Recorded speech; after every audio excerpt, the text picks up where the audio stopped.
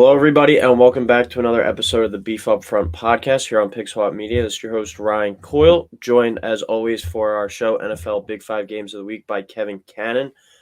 Week 6 edition already. Welcome back to the show, Kev. How are we? Good. It's crazy that's already week 6.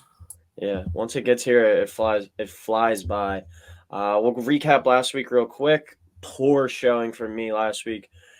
5-12 total, 3-2 straight up, 2-3 against the spread, 0-5 on the over-unders. I think my over-unders for the year now are 4-21. So whatever I say for the total, take the opposite and you'll be rich.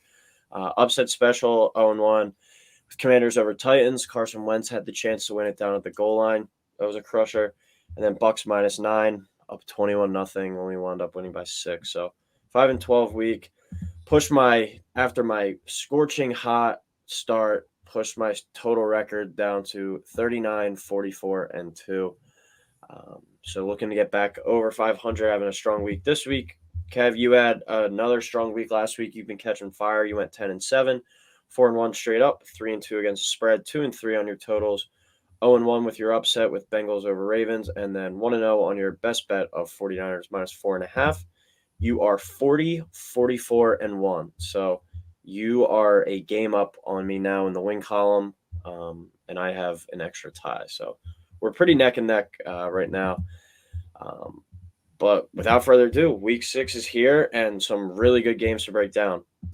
We'll start it off with, we're recording this on Thursday night, so thankfully not breaking down this Commanders Bears game. We'll start on Sunday. We have Jets 3-2, one of the surprise teams of the league so far, at the 3-2 Packers, coming off that loss to the Giants. 1 o'clock on Fox, Packers -7, over under 46. I got the Packers winning by 10, 27, Jets 17. So Packers covered in that 7-point spread and the under of 46 hidden. The Packers are struggling, but I'm going to continue to give them the benefit of the doubt because they have Aaron Rodgers and a pretty decent defense. I don't think the Packers are in the conversation as one of the top 3 teams in the NFC anymore, like we've been used to over the past pretty much all of Aaron Rodgers' career and even dating back to Brett Favre's days. But there's still a very good team, especially when playing in Lambeau like they are this week. Green Bay is also 10-0 straight up and against the spread after a loss under Matt LaFleur, which is just a ridiculous stat. And I don't think the Jets will be able to go into Green Bay and win this one. The Jets have won 2 in a row, but it's been against the Steelers and Dolphins, who are without Tua and Teddy Bridgewater. Packers ranked number 5 in total defense, number 4 in third down defense, and number 2 against the run. So I think there's just going to be too much for the Jets at home here. That LaFleur stat is insane. If this game was at MetLife, I think I would be tempted to take the Jets, but with it being at Lambeau, I love the Packers in this one. We know Aaron Rodgers invincible at home pretty much. I'm going to go Packers 30, Jets 17. It's Packers -7, over 46, so make sure take the under in that one because my overs are awful to start the year. But I want to start it off with, before we break this down, with that Giants win over the Packers last week, I was shocked. I don't think the Packers are that good, like you were saying, Kev. Coming into the year, I was worried about kind of the lack of options in the passing game, and that's really been showing. That's been Aaron Rodgers' main point of emphasis kind of so far about why he thinks that they're struggling out of the gate. His patience is wearing thin, and I'm starting to worry about a potential Rodgers temper tantrum coming and leading to the spiraling of this team going out of control kind of if they're unable to get going. Good thing for the Packers, though. They are home this week at Lambeau. Rodgers, 88, 19, and 1. Virtually unbeatable at home as quarterback of the Packers. Jets riding high, feeling great, but let's remember they're still the Jets. They're bound to have a game where they're going to find a way to shit the bed, and I think this game is that game. Look for this game to be like a get-right kind of game for the Packers, get some things clicking in the passing game. I think Rodgers has a vintage Rodgers game, goes for over 300 yards and 3 touchdowns. Love him in fantasy leagues this week. So give me Packers -7, over 46 there. Second game of the week, the Ravens 3-2 at, I think, the biggest surprise in the NFL right now, the 4-1 New York Giants. 1 o'clock on CBS. Ravens come in still as a 5-point favorite, though, over under 44.5. I got the Ravens winning 24, Giants 20, but the Giants covering that 5-point spread and the under of 44.5 hidden. The Ravens defense is not very good, and I think Saquon could be in for a big day here, and he's kind of the whole Giants offense. As he goes, the Giants go, and he's been going pretty good this year. But the Ravens offense will be too much for the New York defense. I hope the Giants really begin to fall apart here so we don't really have to continue talking about them and then be in the top 5 games of the week every week, because I don't think they're a very good football team. But Brian Daboll seems to have his guys ready to go each week, which I think is more of a testament to him as a coach than really the talent on the roster. So like I said, I don't think they're a very good team. But the Ravens are pretty good on offense. Lamar will continue to be Lamar in and out of the pocket and will just pose a threat for the New York defense. I love the Ravens in the spot as well, and I like them to cover too. I'm going to go 27-20 Ravens over the Giants. So Ravens -5 over 44.5. I referenced this last week, but the Giants are my new Bears. If you've been listening to the show for a few years now, you know the past few years how I thought the Bears sucked, didn't have much talent, and they would find a way to like squeak into the back end of the playoffs or just contend for like a wild card spot and then shit the bed come playoff time. I think the Giants could be that team this year. They're just not good. They lack talent. They have bad quarterback, but they're finding ways to win. And at the end of the day, 4-1, you got to give them credit. And if they win this one, maybe I'll be a believer. Maybe I'll be on the bandwagon for them. But there's a reason why the Ravens are still a 5-point road favorite here. They're simply just the better football team in every aspect except the running back spot. I think you can argue that the Ravens are more talented. So that's why I'm taking the Ravens here. I hate when bad teams find ways to win games and then they're going to sneak in towards the back end of the playoffs maybe and then get killed. It's just it's one of the things that gets under my skin because they're clearly not a good, talented team, but they seem to be well coached and playing hard, finding ways to get stuff done. This week, though, they run into a much more talented Ravens team.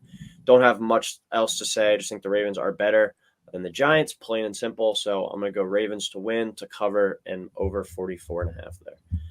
Third game of the week, maybe the best game on the regular season calendar for the NFL this year, the one that I was looking at throughout the offseason, ready for this game, and I'm excited. It's finally here. We have the 4-1 Bills at the 4-1 Chiefs. 425 CBS. Bills are a 3-point favorite over under 54. Game of the year, maybe in the regular season. Kev, who do you got? I got the Bills winning 27, Chiefs 23. The Bills covering the 3-point spread and the under of 54 hidden. Obviously, there's a much anticipated matchup as both teams are great, so this one can go either way. I think this is the game where the Bills finally take down the Chiefs in the AFC. They've kind of been knocking on that door the past couple of years for a little bit now, and Kansas City's been the top dog in the AFC. The Chiefs are still a very good team. I'm not trying to discredit them at all, but I think the Bills are just a little bit better than them right now. And I think they have a little bit more to play for this week, trying to avenge that loss and previous losses to the Chiefs. I don't really have much to say on the X's and O's to this game because I could see it going either way. It wouldn't surprise me in the least to see the Chiefs win, especially in Arrowhead, but I'm going to take the Bills here. I like the Bills to win as well by the same margin as you, so I'm going to have them 31-27, winning by 4 there, so Bills cover the 3, but I have the over of 54 hitting. I penciled this in all offseason as a Bills win, and I was starting to talk myself out of it, maybe taking the Chiefs. Just because of that revenge factor, I thought the Bills, this is like their Super Bowl, the game that they've really been waiting for. I can't believe, though, this is the first time in his career that Patrick Mahomes is an underdog at home. That's pretty insane. One thing the Chiefs do a lot is tend to start slow and get down. But I saw the stat on Monday Night Football. Mahomes, or right after Monday Night Football, Mahomes is an impressive 12-9 in games when he's trailing by 10 or more points. So he finds ways to come back and win. You know this offense can get going in a hurry. But you can't make mistakes against this Bills team and expect to be able to come back because they can drop 30-plus and they can go out and score each and every possession. So you only be playing catch-up against them. This game is going to come down to, I think, who has the ball last, and I think the missing presence of Tyreek Hill shows up in this game. It might not show up against some other teams like the Raiders or some of the other poor teams that they might be playing on their schedule going forward, but in games against these primetime teams, you need your star players, and I think they're going to miss Tyreek in this one. I think Josh Allen gets that revenge, has some big plays down the stretch to win this ball game. So give me the Bills going on the road, winning, covering, and the overhitting. Fourth game of the week, our favorite game of the week with the Eagles. They're still firing on all cylinders. You got Dallas coming to town. You have potentially Phillies Braves game 5 on Sunday as well. Could be a pretty wild weekend in Philadelphia. Cowboys 4-1 at Eagles 5-0. First place in the NFC East. First place in the NFC, I think, as well on the line. Sunday Night Football 8:20 kickoff on NBC. Eagles 6.5 point favorite over under 42.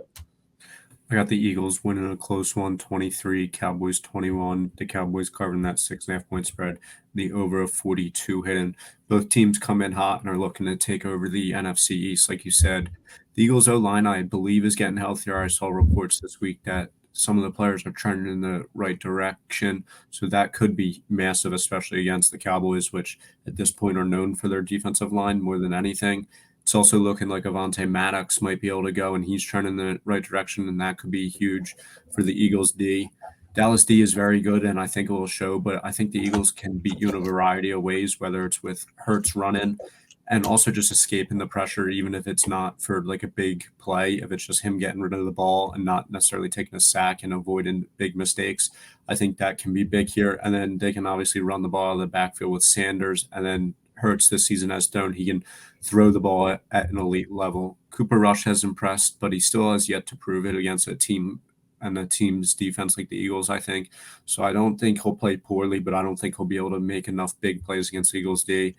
And they've started really hot this year, so I have the Eagles going to 6-0. I sure hope I'm wrong with this, but I haven't had a good feeling all week. I gotta pick Dallas. I'm going Cowboys 20, Eagles 14, so Cowboys to win outright. Plus the 6.5 there and under 42. You know what they say about life: all good things come to the end.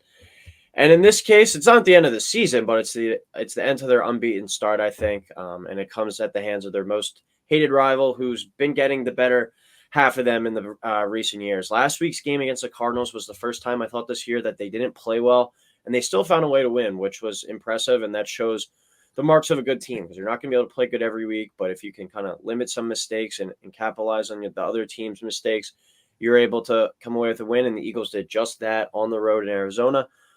But the health of the offensive line coming into this one is worrisome. I saw Mailata is looking like he's going to play, but all those guys are in the injury report. Mailata, Dickerson, Semualu, Kelsey, they've all been, besides Lane Johnson, on the injury report this week. So even if they're playing, they're not 100%, and who knows, some of these guys might come out of the game.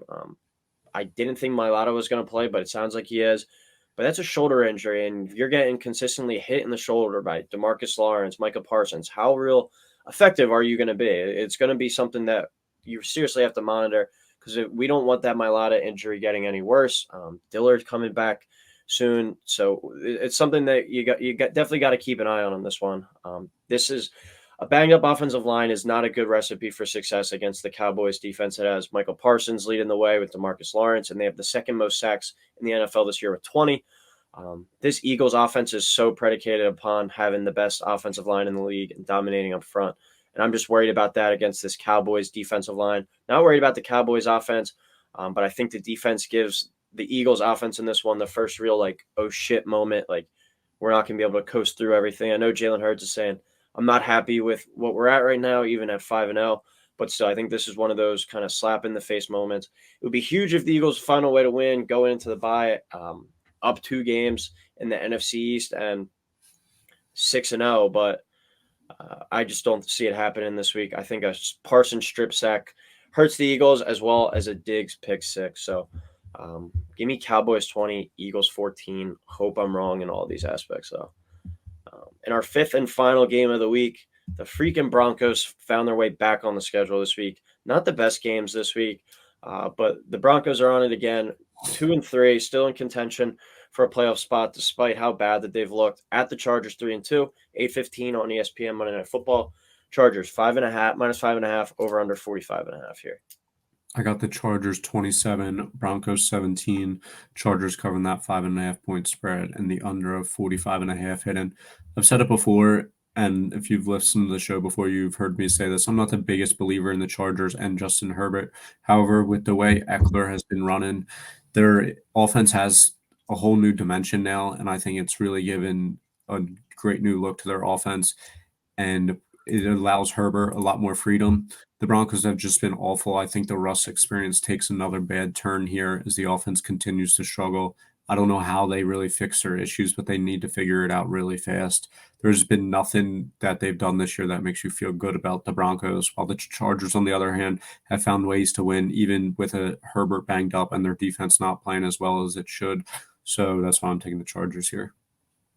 I like the Chargers in this one as well, Kev. I like them to cover, and I like the under. So we're all on the same page in this one. I got them winning 24-13. I hope they find a way to somehow outlaw the Broncos playing again in prime time. But after this, I was looking at their schedule. They still have a 9:30 a.m. London game, so another standalone game there, a Sunday night game, I believe, against the Chiefs, and then a Christmas Day game against the Rams. And by the way, these two offenses are playing right now, the Rams and the Broncos. That could be a very ugly Christmas Day game. Hopefully by then, Russ is healthier, as I think it's a phantom shoulder injury or whatever recently came out.